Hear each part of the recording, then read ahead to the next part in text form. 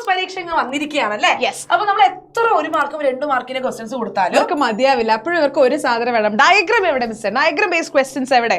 അപ്പൊ ഇമ്പോർട്ടന്റ് ആയിട്ടുള്ള എല്ലാ ഡയഗ്രാംസിന്റെ വീഡിയോ ആയിട്ടാണ് ഞങ്ങൾ വന്നിട്ടുള്ളത്. അപ്പൊ ത്രൂ ഔട്ട് കാണുക വീഡിയോ, അതിന് എല്ലാ ഡയഗ്രാംസും അറിയണല്ലോ. ഫസ്റ്റ് ചാപ്റ്റർ മുതൽ, അതായത് ഓണപരീക്ഷയ്ക്ക് ഉണ്ടായ ചാപ്റ്റേഴ്സ് 7ാമത്തെ ചാപ്റ്റർ വരെയുള്ള എല്ലാ ഡയഗ്രാംസും നമ്മൾ പറഞ്ഞു തരാൻ പോവാണ് കേട്ടോ. ഡയഗ്രാം ഇല്ലാത്ത ബയോളജി എന്ത് ബയോളജി. ആദ്യം തന്നെ ന്യൂറോണിന്റെ സ്ട്രക്ചർ വളരെ ഇമ്പോർട്ടന്റ് ആണ്.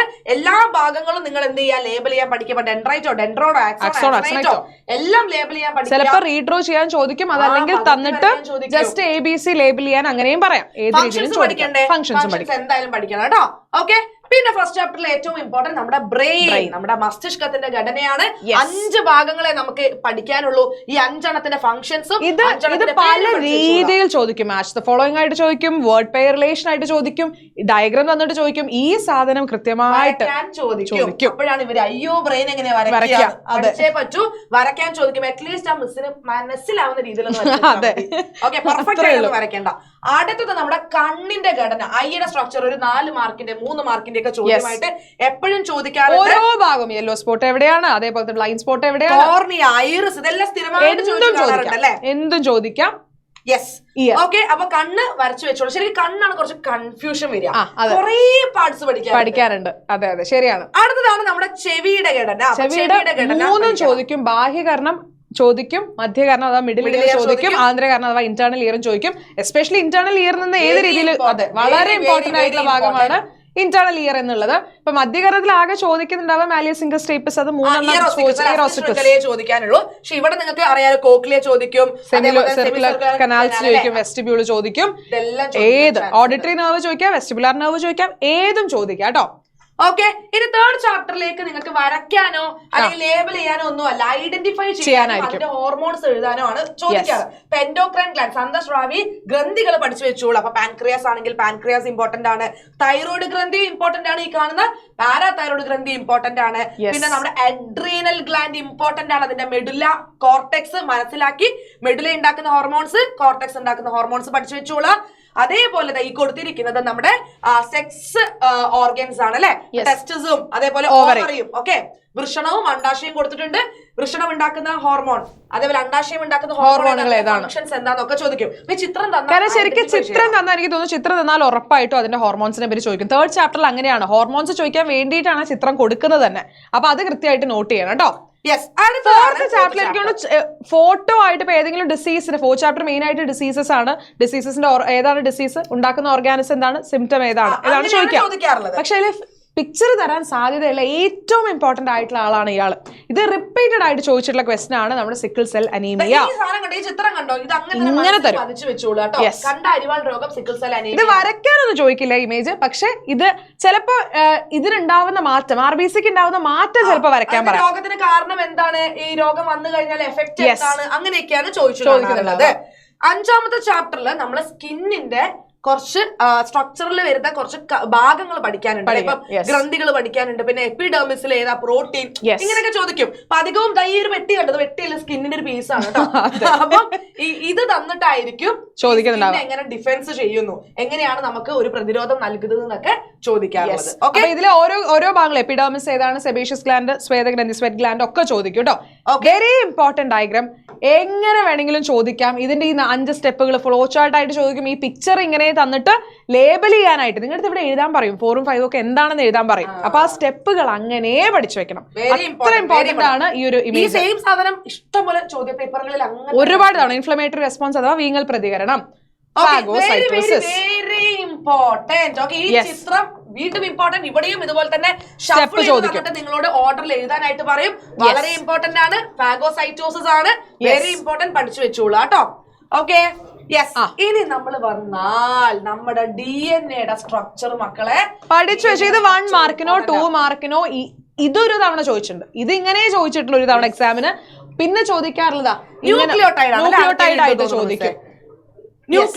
ന്യൂക്ലിയോടൈഡിന്റെ ഈ ഒരു ഡയഗ്രം നിങ്ങൾ വരയ്ക്കാൻ പഠിക്കണം. ഇത് തന്നിട്ട് ലേബൽ ചെയ്യാനൊന്നും അല്ല ചോദിക്കാം, വരയ്ക്കാൻ തന്നെ പഠിക്കണം. യെസ്. ഇവിടെ തന്നിട്ട് ആകെ എന്താ ചോദിക്കാന്ന് പറയാം. ഇപ്പൊ DNA ആണെങ്കിൽ ഇപ്പൊ A അല്ലെങ്കിൽ T അല്ലെങ്കിൽ G അല്ലെങ്കിൽ C അങ്ങനെയുള്ള രീതിയിലാണ് ന്യൂക്ലിയോടൈഡുകൾ ചോദിക്കാം. Yes. RNA ആണെങ്കിൽ ചിലപ്പോൾ നിങ്ങൾ ഡിഫറൻസ് ചോദിക്കുമ്പോൾ ക്ക് പകരം അവിടെ എന്താണ് യു ആണ് വരിക. യുറാസിലാണ് തൈമിന് പകരം വരുന്നത് എന്നുള്ളതാണ് കേട്ടോ. ഇത് രണ്ടും ഇമ്പോർട്ടന്റ് ആണ്. ഇത് വളരെ കഴിഞ്ഞ തവണത്തെ എക്സാമിന് ചോദിച്ച ക്വസ്റ്റൻ ആണ് കേട്ടോ. കഴിഞ്ഞ തവണ ചോദിച്ചൊരു ക്വസ്റ്റൻ ആണ്. ഈ ഇമേജ് അങ്ങനെ തന്നു, എന്നിട്ട് ഇത് എന്താണെന്ന് ചോദിച്ചു. അപ്പൊ കുറെ പേർക്ക് ഇത് ഇമേജ് കണ്ട ഓർമ്മയൊക്കെ ഉണ്ട്, പക്ഷെ ആക്ഷൻ ഓഫ് ജീൻസ് അതെന്താ സംഭവം? ജീനിന്റെ പ്രവർത്തനം അങ്ങനെയല്ലേ മാത്രം എനിക്ക് തോന്നുന്നു ഇമേജ് കണ്ട അതുപോലും ചിലപ്പോൾ വായിക്കില്ല. അങ്ങനെ ഒരു ഇമേജ് ഉണ്ട്, താഴെ കുറച്ച് എക്സ്പ്ലനേഷൻ കൊടുത്തിട്ടുണ്ട്. പക്ഷെ ഇത് എന്താ ഇമേജ് എന്ന് ചോദിക്കുമ്പോ ആകെ കൊടുക്കും. പ്രോട്ടീൻ നിർമ്മാണവും ബന്ധപ്പെട്ട് ആണ് പഠിച്ചു വെച്ചോളാം. ഇവിടെയൊക്കെ ബ്ലാങ്ക് ആയിട്ട് തന്നു, എന്നിട്ട് നിങ്ങളോട് അത് ഫില്ല് ചെയ്യാനായിട്ട് പറഞ്ഞു. ഇനി അതല്ലെങ്കിൽ എത്ര തരം ഉണ്ട്, എന്താണ് ഈ ചിത്രം ഉദ്ദേശിക്കുന്നത്, ഇനി അതല്ലെങ്കിൽ ഈ സ്റ്റെപ്സ് ഒക്കെ തന്നിട്ട് നിങ്ങളോട് അത് കറക്റ്റ് ഒരു ഫ്ലോ ചാർട്ട് പോലെ എഴുതാൻ പറയും. എങ്ങനെ വേണമെങ്കിലും ചോദിക്കാം. Okay, this is crossing over. Very important. ഇതും കഴിഞ്ഞ തവണ ചോദിച്ചിട്ടുണ്ട് കേട്ടോ. ഓക്കെ, എങ്ങനെയാണ് ഇത് വ്യതിയാനത്തിന് കാരണമാവുന്നത്? ഓക്കെ, വേരിയേഷൻ എങ്ങനെ ഉണ്ടാക്കുന്നു അതാണ് ചോദിക്കുക. പിന്നെ ഐഡന്റിഫൈ ചെയ്യാൻ പറയും എന്താ സംഭവം. ക്രോസിംഗ് ഓവർ, ക്രോമസോമിന്റെ മുറിഞ്ഞു മാറാൻ അത്രേ ഉള്ളൂ.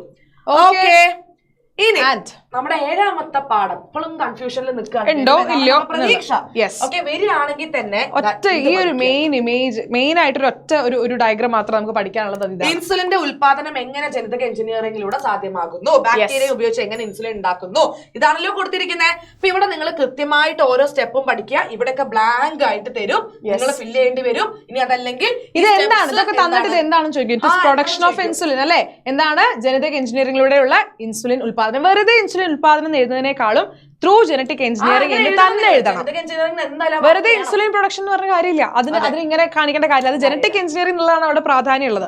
യെസ്, അപ്പൊ അത് അങ്ങനെ തന്നെ എഴുതാം. ഈ ഒരു കാര്യം കൂടി പറയാം, ഡയഗ്രാംസ് പഠിക്കുമ്പോൾ നിങ്ങൾ താഴെ നോക്കുക അത് എന്തിനെ പറ്റിയിട്ടാണെന്നുള്ളത്. ചില ഫിഗർ ഹോർമോൺസ് ഒക്കെ നമുക്ക് അങ്ങനെ പേര് എഴുതാം, പക്ഷെ ഇങ്ങനത്തെ കാര്യങ്ങളൊക്കെ അതിന്റെ അടിയിൽ കൊടുത്തിരിക്കുന്ന ഡിസ്ക്രിപ്ഷൻ എന്താണെന്ന് നോക്കണം. അതേപോലെ മക്കളെ ഈ സ്റ്റെപ്സ് പഠിച്ചു വെച്ചോളൂ. കാരണം സ്റ്റെപ്സ് തെറ്റിച്ച് തന്നിട്ട് നിങ്ങളുടെ ഓർഡറിൽ എഴുതാൻ പറയും. ഇതേ ഇതിൽ തന്നെ എൻസൈമുകളുടെ പേരില്ലേ, ജനിതക കത്രിക, എല്ലാം ചോദിക്കാൻ ചാൻസ് ഉണ്ട്. വളരെ ഇമ്പോർട്ടന്റ് ആണ്. ഓക്കെ, ഇത്രയേ ഉള്ളൂ. അപ്പൊ അത്ര ഡയഗ്രാംസ് നമ്മൾ ഒരുവിധം നോക്കി. അപ്പൊ നിങ്ങൾക്ക് സംഭവം നമ്മൾ കുറെ ഡയഗ്രാംസ് നോക്കി. എന്നാൽ പോലും എനിക്ക് തോന്നുന്നു ശരി കഴിഞ്ഞ ഒരു ടേം വെച്ച് നോക്കുമ്പോൾ ഈ ടേമിൽ കമ്പാരിറ്റീവ്ലി ഡയഗ്രാംസ് കുറവാണ്. അതുകൊണ്ട് തന്നെ ഉള്ള ഡയഗ്രാംസ് എന്തായാലും ചോദിക്കും. ഈ ടേമിൽ നിങ്ങൾക്ക് പഠിക്കാനുള്ള ചാപ്റ്റേഴ്സിൽ ഒന്നും വരയ്ക്കാനോ ലേബൽ ചെയ്യാനോ ഒന്നും അങ്ങനത്തെ സാധനങ്ങളൊന്നും ഇല്ല. കാര്യമായിട്ട് വരയ്ക്കുക, DNA അങ്ങനത്തെ സംഭവം. അതായത് അങ്ങനെ ഒരു എന്താ പറയാ ചോദ്യങ്ങൾ വരാത്തത് കൊണ്ട് കുട്ടികള് ഈ ടെക്സ്റ്റ് വായിക്കുമ്പോ പോലും അടുത്തിരിക്കുന്ന ചിത്രങ്ങൾ നോക്കില്ല. ശരിയാണ്. യെസ്, അപ്പൊ കുറച്ച് ഡയഗ്രാം ഉള്ളൂ എന്നുള്ളതുകൊണ്ട് തന്നെ അത് ചോദ്യം. കാരണം ഫസ്റ്റ് ടേമിലെ ഡയഗ്രാം തരുന്നതിനേക്കാളും ചിലപ്പോൾ അവർക്ക് തോന്നുകയാണ് സെക്കൻഡ് ടേം എക്സാമിൽ സെക്കൻഡ് ടേമിൽ ഒരു ഡയഗ്രാം ഇടാം എന്ന് പറയുമ്പോൾ അങ്ങനെ ഇടും. അപ്പൊ അതുകൊണ്ട് ഡയഗ്രാംസ് നോക്കിയിട്ട് മാത്രം പോവുക. അതുപോലെ ഡയഗ്രാംസ് ഉള്ള ക്വസ്റ്റ്യൻസ് അധികവും 2, 3 മാർക്കായിരിക്കും. മാർക്കിന്റെ ക്വസ്റ്റ്യൻസ് ആയിരിക്കും കേട്ടോ. അപ്പൊ 4 മാർക്കിന്റെ ഇപ്പൊ ഉണ്ടോ? 3 മാർക്സ് ഒക്കെ ആയിരിക്കും. പാറ്റേണിലെ വ്യത്യാസം വരുന്നതനുസരിച്ച് മാറ്റും. യെസ്, അപ്പൊ എന്തായാലും ഇതാണ് ഡയഗ്രാംസ് എന്ന് പറയുന്നത്. അപ്പൊ ഇത് കൂടാണ്ട് 1 മാർക്സിന്റെ 2 മാർക്സിന്റെ എല്ലാ വീഡിയോസും കണ്ടിട്ട് മാത്രമേ എക്സാമിന് പോവാവൂ. കാരണം അത്രയും ക്വസ്റ്റ്യൻസ് നമ്മൾ ഡിസ്കസ് ചെയ്യുന്നുണ്ട്. ഇത് കൂടാതെ മാരത്തോണിന് വരണം, കാരണം നിങ്ങൾക്ക് മാക്സിമം എക്സാമിലേക്കുള്ള ക്വസ്റ്റ്യൻസ് നമ്മൾ ഈ ഡയഗ്രാംസ് വെച്ചുള്ള ക്വസ്റ്റ്യൻസിന് എങ്ങനെയാന്ന് അറിയണ്ടേ. അപ്പൊ നമ്മൾ ഡയഗ്രാം എന്താന്ന് മാത്രമേ നോക്കുള്ളൂ. അപ്പൊ ഇനി മാരത്തോണിൽ വന്ന് ഇത് എങ്ങനെയാണ് ചോദ്യമായിട്ട് ചോദിക്കാന്ന് പറഞ്ഞുതരാം. ഓക്കെ, അപ്പൊ അവിടുന്ന് കാണാം. അപ്പൊ അങ്ങനെയാണെങ്കിൽ വീഡിയോ ഇഷ്ടപ്പെട്ടെങ്കിൽ ലൈക്ക് ചെയ്യുക, മാക്സിമം ഫ്രണ്ട്സിന് അവർ പഠിക്കട്ടെ അവർക്ക് ഷെയർ ചെയ്ത് കൊടുക്കുക, ആൻഡ് ഓൾസോ സബ്സ്ക്രൈബ് ചെയ്യുക. നമുക്കിനി മാരത്തോണിന് കാണാം. Till then bye bye.